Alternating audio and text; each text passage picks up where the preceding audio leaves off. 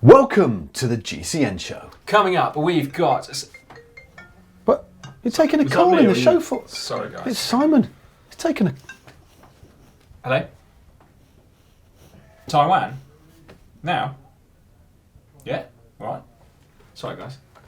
What? Okay, What's that about? I've got to go to Taiwan. Have you got your passport? Use mine. We look pretty much the same anyway. Right, thanks. It's going to be some great content, guys. Can you get Lloydie on the way in? He's doing his hair. Yeah, alright. We'll need him in the show. Unbelievable. Welcome to the GCN show. Welcome to the GCN show. From windy Oklahoma City, Oklahoma, welcome to the GCN show. Ciao a tutti, sono Paolo Bettini, benvenuti al GCN show.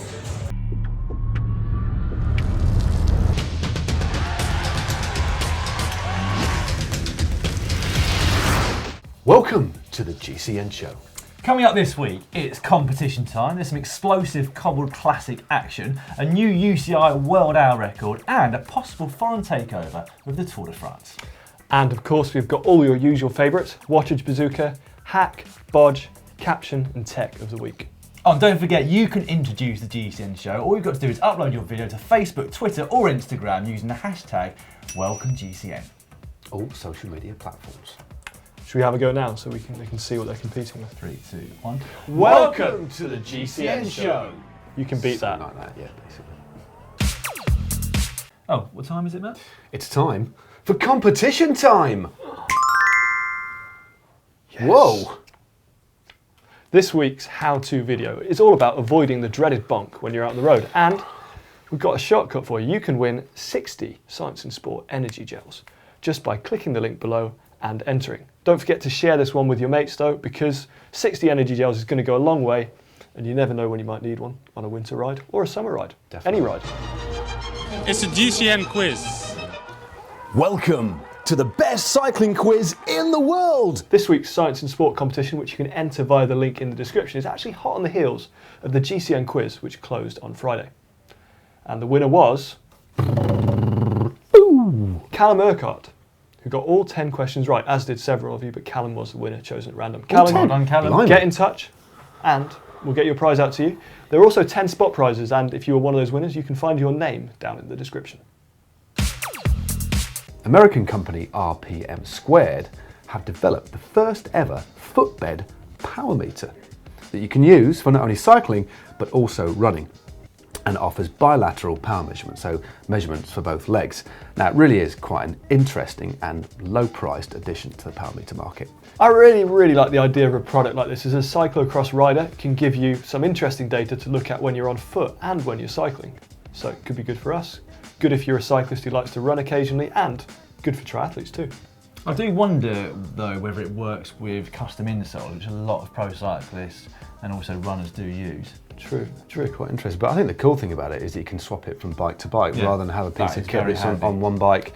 And again, the price point looks quite interesting too. So it just looks like a really flexible piece of kit. What this has got me thinking actually is what could be the ultimate power meter placement on the bike. Because, you know, Brim Brothers have got that shoe thing they're Top working of the on. shoe. Cranks, Hub. pedals, hub. Let us know. World champion Lizzie Armitstead of Boels-Doelman's got her season off to an absolutely fantastic start by winning the European season opener Omloop Het Niewsblad. She'd attacked with 10 kilometres remaining, went solo and held everyone else off by 29 seconds. Best of the rest, in fact, was her teammate Chantal Black, with Tiffany Cromwell of Canyon SRAM, former winner of the race, in 3rd place. Yeah, meanwhile, in the men's race, it was actually dominated by a 4-man group that went clear on the climb of the Tijnberg under the impetus of an attack by Luke Rowe of Team Sky. He was closely followed by Thijs Benoot, also Peter Sagan, the current world champion, and Greg Van Avermaet of BMC. Now, they mopped up Alexis Goujarg of France, of Asia Tour. He'd been away earlier on in the day as they headed on towards Ghent. The lead 5 continued to work really well together all the way to the finish in Ghent, where it was Van Avermaet who won the sprint by quite some distance from Sagan actually, perhaps surprisingly. Thijs Benoot took 3rd. This is Van Avermaet's first ever Cobbled Classics victory, and to celebrate, he posted this photo up on Instagram. Did you see though the SRM picture that Thijs Broeckx put up after the race? Didn't. 277 watts average for almost 5 hours and 330 watts normalised. That's a big day. Not easy, I would say. It's what a lot of people associate with quite a solid FTP. Yeah. Meanwhile, the following day at Kuurne-Brussels-Kuurne, the sprinters were thwarted, and that is because Trek Segafredo's Jasper Stuyven, who was incredibly strong, attacked with 17 Ks to go, and he managed to leave behind such riders as Tom Bonen, Peter Sagan, and a whole host of others, including Alexander Kristoff, to hold on for victory. It was an absolutely incredible performance. And in the end, he held on by just around 15 or 16 seconds. Second place was taken by Alexander Kristoff from Nasser Bouhanni of Cofidis. Future looking bright for Belgium, I think. Definitely is an absolute. You've got. I mean, talk about power files. Would love to see Jasper Stuyven's power file for the last sort of half an hour of that race. Nuts. In other race news, Ethics Quickstep went some way to making amends for a pretty terrible start to the Cobbled Classic season when Czech star Petr Vakoč won the Classic Drôme and the Classic Sud Ardèche in France. Very exciting prospect, winning very impressively on some pretty tough courses. Strong. I remember at the Tour of Britain last year before he crashed out. Another amazing He's a prospect monster. for the future. There's some really exciting riders coming through. We should finish racing news with the Grand Prix Lugano, which took place in Switzerland. It was Sonny Colbrelli of Bardiani CSF who took the win there, ahead of a pair of Lamprey Merida riders, Diego Ulissi and Roberto Ferrari. It's caption competition time now, and you'll remember that last week's photo was this one from the feed zone at the Tour of Oman. And the winner is Grant Woods, who said, "You don't need an iPad to see that motor." Very well done, Grant. Get in touch with us on Facebook and we shall send you out some GCN swag. This week's photo, well, look at the state of that. It's a photo we found on Twitter, and it's the Direct Energy team car. As you can see, they've gone under one of those height limiting bars at some bike race. Pretty grim, but I'll start you off with this. For sale, 3 BH bikes, top of the range, strong, robust and hardly used. See what you did there. Concise and accurate. Indeed. You can leave your caption suggestions in the comment section just down below this video. Good luck.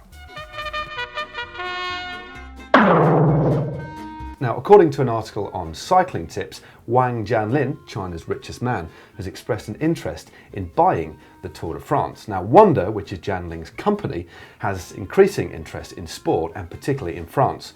Although we should stress at the moment, this is just a rumour, but an interesting one nonetheless. Well, from a rumour to a very real threat. So, some French winemakers have threatened to completely block one stage of the Tour de France next year if a deal goes ahead between the Tour de France and a Chilean winemaker named Bicicleta. A sign, though, I think these last two things, that the cycling as a sport is increasing globalisation. Definitely. Do you agree? Let us know in the comment section just down below. Yeah, moving on from that very interesting news, we've got some great news, which is Adriano Malori, the Movistar rider who suffered some really terrible injuries in a crash at the Tour de San Luis 5 weeks ago, has been released from hospital in Spain. So he travelled back from Argentina to a hospital in Pamplona where he is based. Yeah, hopefully his rehab is going well and we may see him back racing soon. Yeah, all the best, Adriano. Definitely. Some more good news now. The women's world UCI hour record has been broken by Evelyn Stevens of the United States and Bowles-Domas, and the new mark is 47.980 kilometres an hour. That's an impressive average speed. It's very, very good indeed, and comfortably beats the previous record set by Brodie O'Donnell. And we spoke to her after her effort. That last bit is really hard because you're not sure when it's going to end and you're just, you're hurting. I mean, there's one moment halfway through where I almost puked. So there was actually a lap where I went a little bit slower to kind of catch myself. And then, at the end, it was just like, try to squeeze. What I kept saying is I can do this for one more lap. And at the end, it was, I can do this for half a lap. I can do this for half a lap. So just trying to, there's some moments of panic, but then just trying to come back to the moment and just feeling the bike and enjoying actually being there for the 60 minutes. I think one of the things I can do better probably than most is suffer. And so that was kind of what started going through my mind as I started to suffer. It was like, okay, this is what you're good at. Just go into that new level of pain. It does seem as though if you want to break the UCI Women's World Hour record, that you have to be extremely talented on the bike and also off it. So Molly Schaefer van Hooveling, for example, who was the one that set it a couple of months ago, she is a law professor. Bridie O'Donnell, she's a physician, and Evelyn Stevens postponed her career in banking in New York to pursue her pro cycling dream. Although it's not too dissimilar to us, really. I mean, I had quite a successful window cleaning business before I pursued my pro cycling dream. I had a range of jobs, including dishwashing. Yeah. And I had a really broad shelf stacking portfolio, including ham, lingerie, and cream cakes. Exactly, there you have it. Is that ginger cake, that one? No, it's The issue of motorbike and rider collisions in racing unfortunately raised its ugly head again over the weekend at Kuurne-Brussels-Kuurne when Stig Broeckx of Lotto Soudal was hit by a medical motorbike as it tried to overtake the bunch. Stig was unfortunately left with a broken collarbone and broken ribs, so we wish you a speedy recovery, and hopefully we don't see any more of these incidences this year, ever again. I hope not. And at the complete other end of the spectrum, Sven Nys is really enjoying his retirement. Guess what he's been up to? No idea. He's created a bespoke signature ice cream. Really? With mud. Now he's teamed up with a Belgian firm called Icebroek, which ingeniously have titled the ice cream Nicebroek. Or Nicebroek. Nicebroek even. Thanks very much for stealing that. I'm sure it is nice as well. Great news. Nice there, Matt. ice. So nice. Anyway, last week's show was recorded just before the news broke that Amer Sports in France, who own Mavic already, have recently purchased Envy Composites, who make very top-end wheels, potentially creating a wheel super brand, and also in a deal reportedly worth $50 million. Meanwhile, Vista Outdoor, who already own the likes of Camelback and Bolle glasses, well, they have bought Giro and Bell and Blackburn, amongst others, in a deal which is reportedly worth a princely sum of $400 million. So that's a really big one. It certainly is. Last week also saw founder and CEO of Canyon issue an explanation for the delays that some customers have unfortunately been experiencing in receiving their bikes, something that Canyon have already apologised for. Now, these delays were down to a new factory and a new IT system and unexpected complications that arose from them. What Canyon have said is they are working to resolve these issues as quickly as possible, and check back on their website for further updates. German pro cyclist Arnold had a really lucky escape this weekend at the GP Lugano. Now the race was run off in really cold and wet conditions, and Fiek had a fall. He actually went over a bridge and fell 12 metres onto a concrete ledge, just saving him from falling in the lake. Now he was actually rescued by a boat and incredibly suffered nothing more than severe bruising. But just check out this photo on Twitter. It could have been a lot worse. Yeah, he was kind of lucky. I can't say he was lucky to land on that ledge. I know. He would have been better off going into the lake. Mad. It is time now for hack/bodge of the week. Now we'll start with this one from Stephen Fish. They have made their very own track starting gate. 3, 2, 1. Snap! Snap! Oh, he slipped the frame. Very cool indeed, because I'd imagine that is quite an expensive bit of equipment to buy yourself. Well, it's an absolute treat that, but my eye was caught by this absolute perler from Luke van der Karre, using water sandals to prevent my indoor trainer from moving around. #FabianV. I mean, if you just put your hand over half of it, it looks like a pair of legs. That is definitely a hack. Definitely. I think it's definitely a bodge. Really? I think it looks seamless, Dan.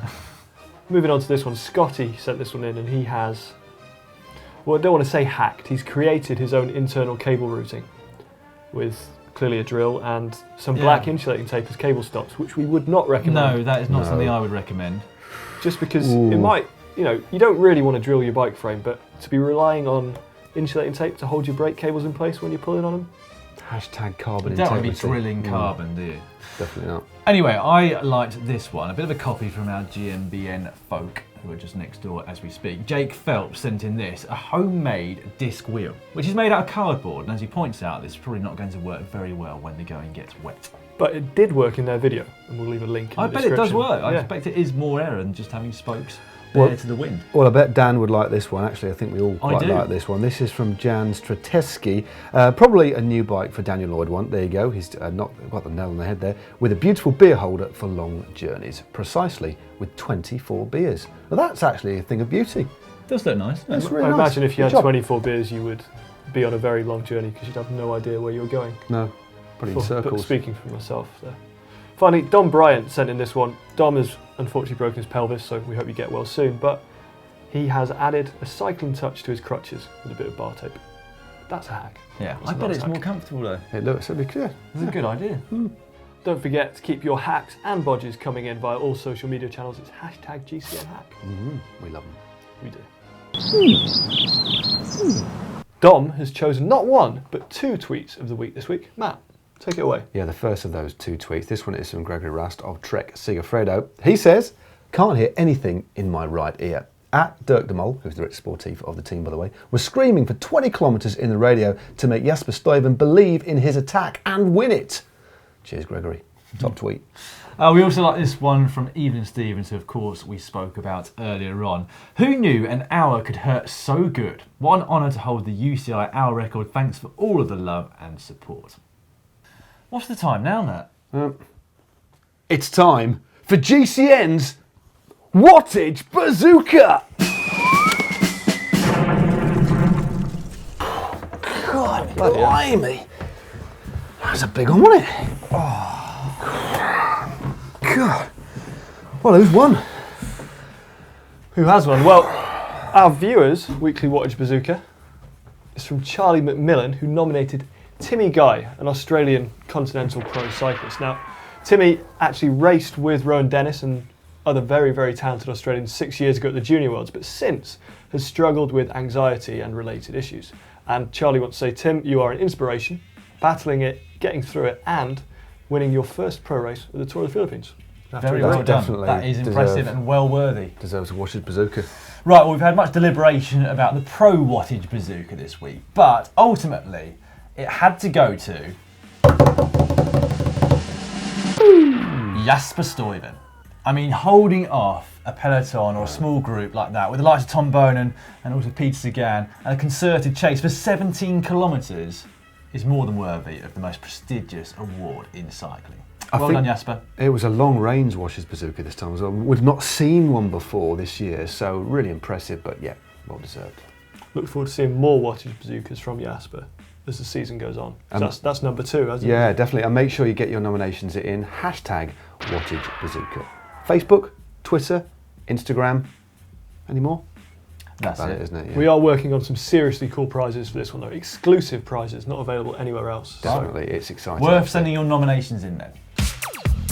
Time now for comment of the week. Take it away, Dan. Yeah, the first 3 actually centre around your video, Matt, about Neopros to watch in 2016. And they centre around the GMBN Cup that you had on the side. Harley Dave says, OMG, that GMBN Cup is possessed. Okay. Zeph said, the GMBN Cup on the left is moving, probably trying to say, I am in the wrong show. Whilst Vegan Dave says, what's going on with that cup in the corner? Ghost of the Cervelo test team? I can't explain it, but looking back at the footage, it was definitely moving. I had nothing to do with it. Incredible. If you know what was happening in that cup, please get in touch because I just don't know. Amazing stuff. Anyway, the next one, this was under Dan's interview with Sir Bradley of Wiggins. This is from Juan0003. What? No girly giggles? That actually got 29 likes as well, Dan. No girly giggles this time. I've learnt my lesson from that Chris Froome interview. Held it together. Well done. My comment of the week is another one from underneath Dan's Wiggins interview, and it's from Baconable. It's a great name. That's the name of the day. It is, definitely. And he says, or she, they say, I didn't realise Dan was such a Wiggins fanboy until he did the entire interview in Wiggins kit. Although it was nice of Wiggins to represent in GCN kit. See what he did there? On the channel this week, on Wednesday, it's how to avoid bonking, hitting the wall, blowing up, bonking. Whatever you want to call it, it's almost a rite of passage for cyclists, even though you probably didn't know what was happening at the time. A bit like me when I lost all periphery vision and nearly fell off. On Thursday, it's our top 5 legal cheats for cycling. Yeah, and on Friday, it's another in our Ask the Pros series. This time, where is the best place in the world to ride your bike? And Paris-Roubaix for sure. You can go to Sierra Nevada, to Tenerife, to Tijden. I've been last year in Tijden a few times. Vlijmen, and that's in my hometown. Tour Down Under is quite nice. I think Lars is the only person that's given us 10 answers. And then on Saturday, the pro bike is Bradley Wiggins' spare bike, still the Pinarello Dogma F8. On Sunday, we've got something new for you, which is Talkback, where we answer your cycling-related questions. And on Monday, it's how to wash your bike like a pro with Team Sky and a former Cervelo test team rider. And on Tuesday, what's on Tuesday? What time is it on Tuesday? What's it time? I think it's it the might be GCN time show! for the GCN show again, back here. Who is it? It's us 3 again, isn't it? I think it is. Oh, because Simon's I still can't in. even remember the schedule. Yeah, is Simon back? Guys, sorry I can't be there today, but I'm literally on my way to the Taipei Bike Show. All the big industry players are going to be there, all the very latest tech. It's properly exciting, and there's going to be some great stuff on GCN very soon. Make sure you stay tuned. It's time now for Extreme Corner. You're right. Yeah, I'm fine, thanks. The Extreme Corner this week was submitted by Yash Keogh, who filmed this at Toronto Ice Bike. This is just insane. It's nuts. Never seen this.